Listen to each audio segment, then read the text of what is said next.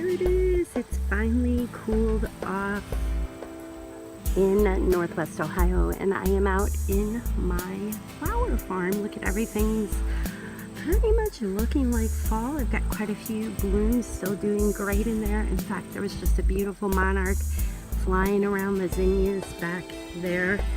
So here we go. Hey guys, it's me, Bren. I am coming to you live from my flower garden in Northwest Ohio today. I wanted to go over a few of the chores that I do here in Northwest Ohio to prepare for winter, especially with my roses. So today I'm going to be covering a few of the chores that I'm doing to get those beautiful roses ready for the winter that's ahead. Let's go.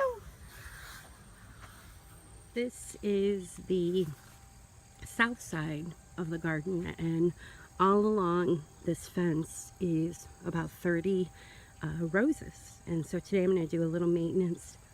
Okay, so here we go. First up, I'm going to put on some good gloves because prickers are no fun, especially from some of the roses. I love these gloves.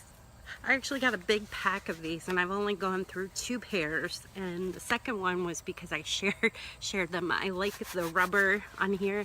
It really helps keep the prickers out of my fingers, which is great. Next up, you're gonna need a good garden helper.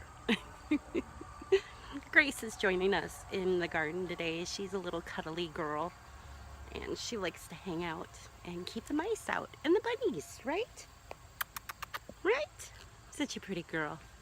All right, here we go. All right, Grace, she didn't want to let me down. Well, we could talk about the pruners. Let's do that. So the next very important thing is a good pair of pruners. You're going to want to make sure your pruners are clean and nice and sharp, because we need to make a really good cut on those roses. You want a really good cut because that way you won't introduce bacteria and fungus and things like that. So a good cut will also heal better and get that rose ready for the winter that's ahead. What do you think, Grace? I also have my bucket with me because everything I prune is going to go in the bucket, because you don't want to leave any of the scraps in the garden. Let's get busy here.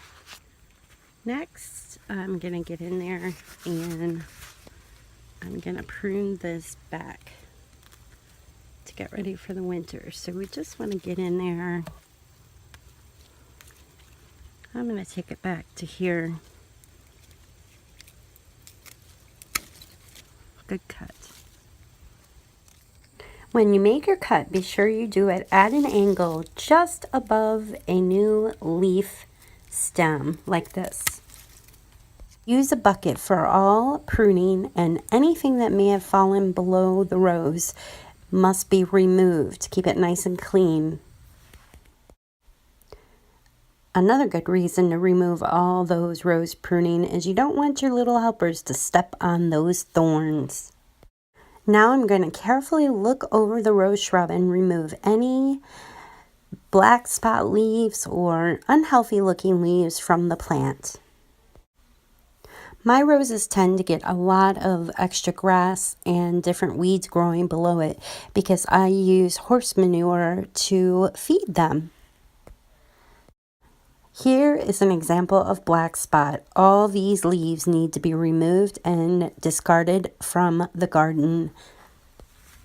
I like to get in underneath the rose with this handy rake and move the old mulch around. Just make sure I got everything clean under there before I apply a new layer of mulch for the winter. Once it's cleaned up, I like to put a good 6 to 12 inches of fresh mulch beneath the rose shrub. It's still early autumn, so I will most likely get a few rose blooms to still enjoy, and before winter they will turn into these rose hips. Rose hips are the seed pod of the rose.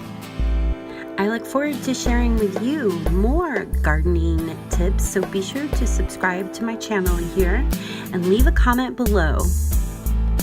I'm Bren Haas, and I look forward to connecting with you soon.